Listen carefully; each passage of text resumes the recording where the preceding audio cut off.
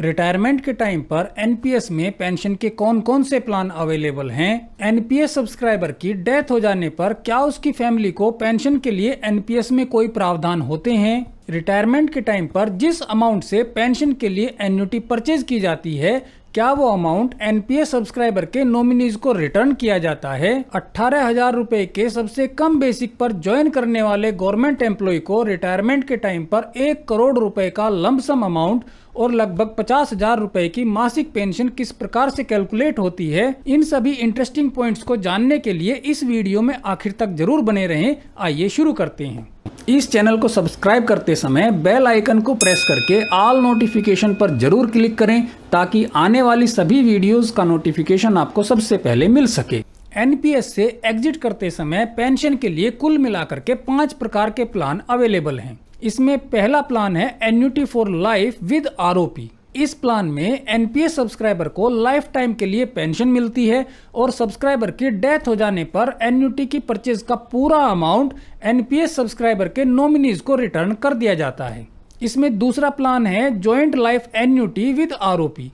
इस प्लान में NPS subscriber और उसके स्पाउस यानी कि पति या पत्नी को लाइफ टाइम के लिए पेंशन मिलती है और एनपीएस सब्सक्राइबर और उसके स्पाउस की डेथ हो जाने के बाद जो एन्युटी का परचेज प्राइस है इस पूरे अमाउंट को नॉमिनीज को रिटर्न कर दिया जाता है। इसमें तीसरा प्लान है NPS family pension with ROP.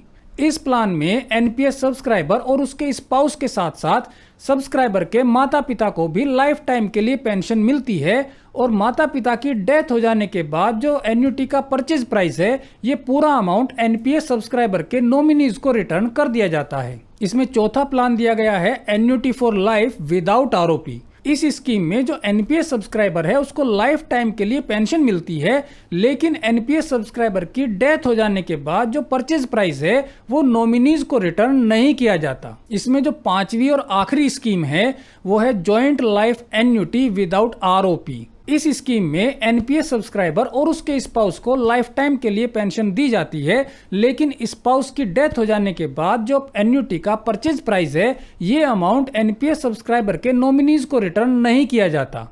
इस प्रकार से हम देख सकते हैं कि इसमें जो पहली 3 स्कीम है उसमें एनपीएस सब्सक्राइबर और उसके स्पाउस और उसके माता पिता को लाइफ टाइम के लिए पेंशन मिलने के बाद जो एन्युटी का परचेज प्राइस है ये पूरा अमाउंट एनपीएस सब्सक्राइबर के बच्चों या उसके नॉमिनीज को रिटर्न कर दिया जाता है। जबकि जो बाद की 2 स्कीम है इसमें एनपीएस सब्सक्राइबर और उसके स्पाउस को लाइफ टाइम के लिए पेंशन तो दी जाती है लेकिन एनपीएस सब्सक्राइबर और उसके स्पाउस की डेथ हो जाने के बाद एन्युटी का जो परचेज प्राइस है ये उसके नॉमिनीज को रिटर्न नहीं किया जाता है।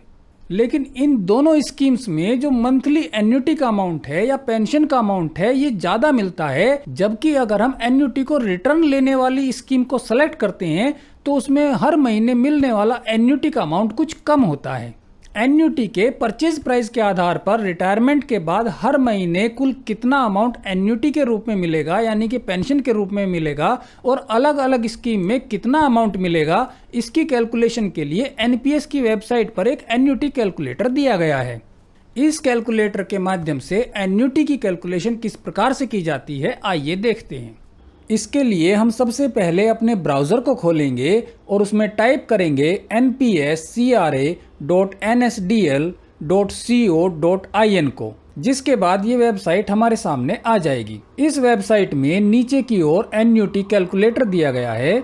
एन्युटी कैलकुलेटर के लिए यहाँ इस बॉक्स के ऊपर क्लिक करने पर एन्युटी कैलकुलेटर हमारे सामने खुल जाता है। इस कैलकुलेटर में सबसे पहले कुछ जनरल इन्फॉर्मेशन को भरा जाना है। इसमें सबसे पहले एम्प्लॉयमेंट के टाइप को भरा जाना है। अगर आप गवर्नमेंट एम्प्लॉय हैं तो यहाँ पर गवर्नमेंट सेक्टर को सेलेक्ट करेंगे और अगर आप प्राइवेट एम्प्लॉय हैं तो यहाँ पर प्राइवेट सेक्टर को सेलेक्ट करेंगे। इसके बाद यहाँ पर डेट ऑफ बर्थ को भरा जाना है। एग्जाम्पल के लिए यहाँ पर 1 जनवरी 1962 को फिल कर लेते हैं। जैसे ही यहाँ पर डेट ऑफ बर्थ को फिल करते हैं इस कैलकुलेटर में यहाँ पर करंट एज आ जाती है। इसके बाद जेंडर को सेलेक्ट करना है। एग्जाम्पल के लिए यहाँ पर मेल को सेलेक्ट कर लेते हैं। मैरिटल स्टेटस में मैरिड को सेलेक्ट करने पर स्पाउस की इंफॉर्मेशन भी इसमें फिल करनी है। स्पाउस का जेंडर यहाँ पर फीमेल सेलेक्ट कर लेते हैं और स्पाउस की डेट ऑफ बर्थ के लिए 1 जनवरी 1965 को यहाँ पर फिल कर लेते हैं। जैसे ही स्पाउस की डेट ऑफ बर्थ को फिल किया जाता है, स्पाउस की एज यहाँ पर आ जाती है। अगर आप जम्मू कश्मीर के रेजिडेंट हैं तो यहाँ पर यस पर क्लिक करना है, नहीं तो नो पर क्लिक करना है। इसके बाद यहाँ पर एनपीएस कॉर्पस के अमाउंट को फिल किया जाना है, जिस अमाउंट से एन्युटी को परचेज किया जाएगा। एग्जाम्पल के लिए हम मान लेते हैं कि जो एन्युटी का अमाउंट है वो 10 लाख रुपए है।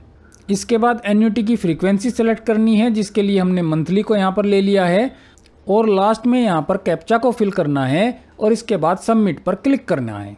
इसको सबमिट करने के बाद जो डिफरेंट एन्युटी सर्विस प्रोवाइडर हैं उनके द्वारा जो एन्युटी का अमाउंट हर महीने दिया जाएगा 10 लाख रुपए की एन्युटी परचेज करने पर, इसकी टेबल यहाँ पर खुल जाती है। इस टेबल के पहले कॉलम में एन्युटी सर्विस प्रोवाइडर यानी कि एएसपी के नाम दिए गए हैं और ये एन्युटी सर्विस प्रोवाइडर किस प्रकार की स्कीम को ऑफर कर रहे हैं उसकी डिटेल इस टेबल में दी गई है। एन्युटी की जो स्कीम है वो 2 तरह की है, जैसा कि इस वीडियो में पहले ही बताया गया है कि पहली scheme with return of purchase price यानी कि विद आरओपी होती है। यानी कि इसका मतलब ये हुआ कि एन्युटी का जो परचेज प्राइस है, जैसा कि इस एग्जांपल में हमने परचेज प्राइस लिया है 10 लाख रुपए, तो 10 लाख रुपए के इस परचेज प्राइस को पेंशनर की डेथ होने के बाद उसके नॉमिनीज को रिटर्न कर दिया जाएगा। एन्युटी की जो दूसरी स्कीम है वो है without return of purchase price. इसका मतलब ये हुआ कि इस स्कीम में पेंशनर की डेथ होने के बाद इस एन्युटी का जो परचेज प्राइस है वो उसके नॉमिनी को वापस नहीं किया जाएगा। इसमें जो परचेज प्राइस को रिटर्न करने वाली स्कीम है, इसके अंदर भी 3 स्कीम दी गई हैं। इसमें पहली स्कीम है एन्युटी फॉर लाइफ, दूसरी स्कीम है जॉइंट लाइफ एन्युटी और तीसरी है एनपीएस फैमिली इनकम। वहीं दूसरी ओर जिसमें परचेज प्राइस को रिटर्न नहीं किया जा रहा है, इसमें केवल 2 ही स्कीम दी गई हैं। पहली है एन्युटी फॉर लाइफ और दूसरी है जॉइंट लाइफ एन्युटी। आइए अब यहाँ पर पेंशन के अमाउंट को कंपेयर करते हैं। इस एग्जाम्पल में हमने 10 लाख रुपए की एन्युटी को परचेज किया है, तो इस 10 लाख रुपए के आधार पर जो पेंशन मिलेगी वो 5,000 रुपए के आसपास इस टेबल में दिखाई दे रही है। जैसा कि इस टेबल में हम देख रहे हैं कि max life insurance company limited बाकी के एन्युटी सर्विस प्रोवाइडर के कंपैरिजन में सबसे ज़्यादा अमाउंट एन्युटी के रूप में हर महीने ऑफर कर रही है। अगर हम परचेज प्राइस को रिटर्न करने वाली स्कीम में देखते हैं तो सब्सक्राइबर के लिए 5,372 रुपये का अमाउंट इसमें दिया गया है, जबकि अगर परचेज प्राइस को रिटर्न नहीं करने की स्कीम में हम देखते हैं तो इस कंपनी द्वारा 7,084 रुपये का अमाउंट दिया जा रहा है। इन दोनों अमाउंट में लगभग 1,700 रुपये का अंतर है। यानी कि हम कह सकते हैं कि अगर हम परचेज प्राइस को रिटर्न नहीं लेते हैं तो हमें 1,700 रुपये के आसपास हर महीने ज़्यादा अमाउंट मिलेगा, और अगर हम परचेज प्राइस को रिटर्न करने वाली स्कीम को सेलेक्ट करते हैं तो हर महीने लगभग 1,700 रुपये कम प्राप्त होंगे। अगर हम परचेज प्राइस को रिटर्न करने वाली स्कीम को सेलेक्ट कर लेते हैं तो इसमें जो 3 स्कीम दी गई हैं उनके कंपैरिजन को चेक करते हैं तो केवल एनपीएस सब्सक्राइबर को जो पेंशन अमाउंट दिया जा रहा है वो 5,372 रुपये है, जबकि अगर हम एनपीएस की फैमिली पेंशन की स्कीम को सेलेक्ट कर लेते हैं तो 5,347 रुपये दिए गए हैं। किसी भी एन्युटी सर्विस प्रोवाइडर की स्कीम को हम चेक करते हैं तो एनपीएस फैमिली पेंशन और एन्युटी फॉर लाइफ जो केवल सब्सक्राइबर के लिए है, इन दोनों में 30-40 रुपये का मामूली सा अंतर दिखाई दे रहा है। तो यहाँ पर हम ये कह सकते हैं कि एनपीएस फैमिली पेंशन को सेलेक्ट कर लेना एक बेहतर ऑप्शन होता है। इस स्कीम का सबसे बड़ा बेनिफिट ये है कि एनपीएस सब्सक्राइबर को उसके पूरे लाइफ टाइम तक पेंशन का अमाउंट मिलेगा और उसके बाद उसके स्पाउस को पूरे लाइफ टाइम तक पेंशन का अमाउंट दिया जाएगा। साथ ही साथ जो एनपीएस सब्सक्राइबर के माता पिता हैं उनको भी पूरी लाइफ तक एनपीएस की पेंशन का अमाउंट मिलेगा, और माता पिता की मृत्यु हो जाने के बाद एन्युटी का जो परचेज प्राइस है वो पूरा का पूरा 100% अमाउंट एनपीएस सब्सक्राइबर के बच्चों को या उसके नॉमिनीज को रिटर्न कर दिया जाएगा। 7वें वेतन आयोग में जो सबसे कम बेसिक दिया गया है वो 18,000 रुपये है।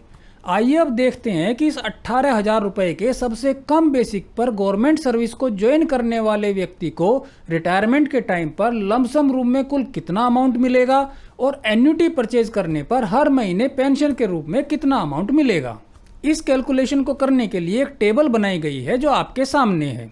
इस टेबल में जो स्टार्टिंग बेसिक है वो 18,000 रुपये लिया गया है। हर साल के बेसिक में 3% का एनुअल इंक्रीमेंट इस कैलकुलेशन में लिया गया है। इसके अलावा और किसी भी प्रकार की वेतन वृद्धि को इस कैलकुलेशन में कंसीडर नहीं किया गया है। वर्तमान में जो डीए की रेट चल रही है वो 34% की है। डीए में हर साल लगभग 4-5% की वृद्धि हो जाती है, लेकिन इस टेबल में डीए के अंदर हर साल केवल 3% की वृद्धि को ही कैलकुलेशन में लिया गया है।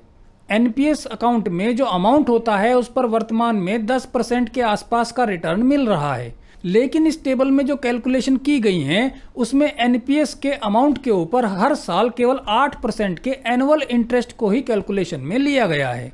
इस कैलकुलेशन के आधार पर जब ये एम्प्लॉय रिटायर होगा तो रिटायरमेंट के टाइम पर इसके एनपीएस अकाउंट में जो टोटल अमाउंट इकट्ठा हो जाएगा वो 1,70,00,000 रुपए से थोड़ा ज़्यादा होगा। इस अमाउंट में से 60% का अमाउंट इस एम्प्लॉय को लमसम रूप में प्राप्त होगा, जो कि 1,07,00,000 रुपए से कुछ ज़्यादा है। इसके बाद जो 40% का बैलेंस अमाउंट बचता है वो 70 लाख रुपए के आसपास है। इस 70 लाख रुपए के अमाउंट से पेंशन के लिए एन्युटी परचेज की जाएगी, जिसके आधार पर इस एम्प्लॉय को हर महीने लगभग 50,000 रुपए की मंथली पेंशन मिलेगी। इस कैलकुलेशन को हम एन्युटी कैलकुलेटर में डाल के चेक कर सकते हैं। इस एग्जाम्पल की तरह ही आप अपने बेसिक पे के आधार पर ये कैलकुलेट कर सकते हैं कि आपके रिटायरमेंट के टाइम पर आपके एनपीएस अकाउंट में कुल कितना अमाउंट इकट्ठा हो जाएगा और उसमें से 60% के रूप में कुल कितना अमाउंट आपको लमसम के रूप में प्राप्त होगा, और बाकी का जो 40% है उससे जब हम पेंशन के लिए एन्युटी परचेज करेंगे तो आपको हर महीने पेंशन के रूप में कुल कितना अमाउंट मिलेगा। आशा है कि ये वीडियो 60% के रूप में मिलने वाले लमसम अमाउंट और 40% से परचेज की जाने वाली एन्युटी के आधार पर पेंशन के अमाउंट को कैलकुलेट करने में जरूर सहायता करेगी। आपने इस वीडियो को आखिर तक देखा, इसके लिए आपका बहुत बहुत धन्यवाद और आभार। नमस्कार।